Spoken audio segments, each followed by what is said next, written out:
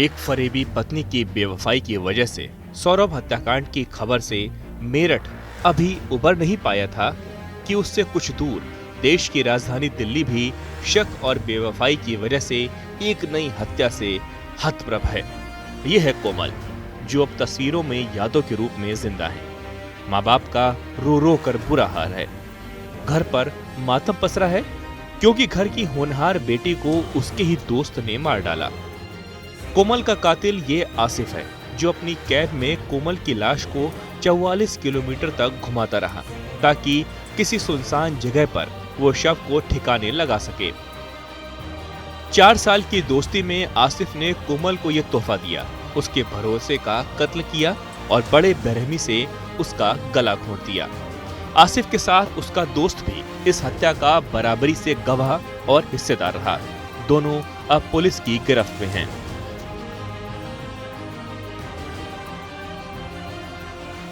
राजधानी दिल्ली के छावला इलाके में एक नहर से एक लड़की की लाश मिलने से हड़कंप मच गया। दरअसल जिस लड़की की लाश मिली उसका नाम कोमल बताया जा रहा है, जो सीमापुरी के न्यू सुंदर नगरी की रहने वाली थी।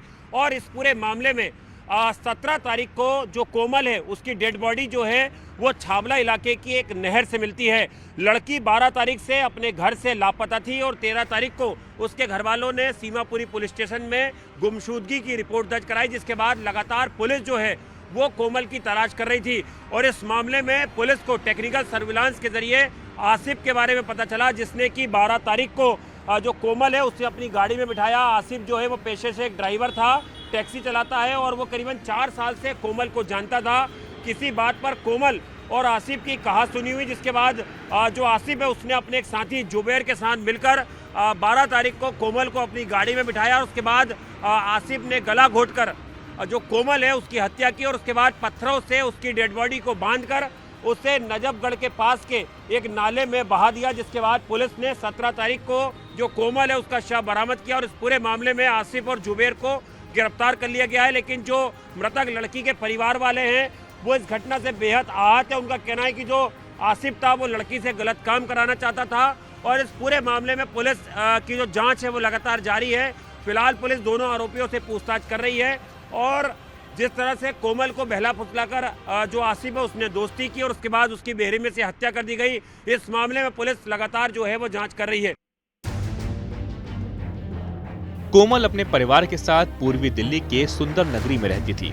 परिवार में दादी विमला, माता पिता और छोटे 2 भाई हैं। कोमल के माता पिता चंडीगढ़ में रहकर नौकरी करते हैं।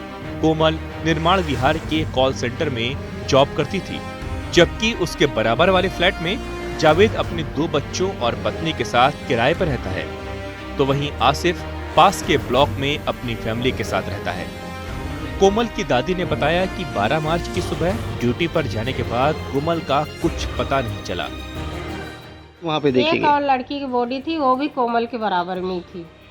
कोमल के यानी लंबाई चौड़ाई उतनी थी। टी शर्ट लाल है, जीन्स की पैंट है, नीले रंग की, लाइट नीले रंग की पैंट है। वो लड़की वहाँ है। अगर जिसकी बेटी हो उसका पता करो और उसे जाकर अपने घर ले आओ। हमारी बेटी तो आ गई है, बॉडी मिली है हमारी, चलो हमारे पता तो लग गया कि हमारी बेटी सुरक्षा मिल गई है। तो कोमल के लापता होने की रिपोर्ट सीमापुरी थाने में दर्ज करवाई। जब सीमापुरी थाना पुलिस ने कोमल की कॉल डिटेल्स निकाली तो पता चला कि वो आसिफ के संपर्क में थी, जिसके बाद पुलिस ने आसिफ और जावेद को हिरासत में लेकर पूछताछ की तो चौंकाने वाला सच सामने आया।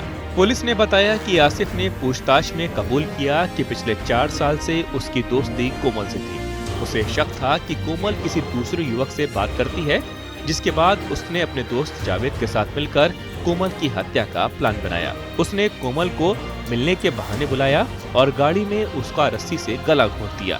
इसके बाद अपनी कैब में कोमल की लाश लेकर वो करीब 44 किलोमीटर तक भटकता रहा, क्योंकि उसे लाश को ठिकाने लगाना था। इसके बाद उसने गुरुग्राम बॉर्डर के पास नजफगढ़ नाले में शव फेंक दिया। उधर हत्या के 5 दिन बाद पुलिस ने नाले से युवती का शव बरामद किया, तो वहीं वारदात में इस्तेमाल कैब भी बरामद कर ली।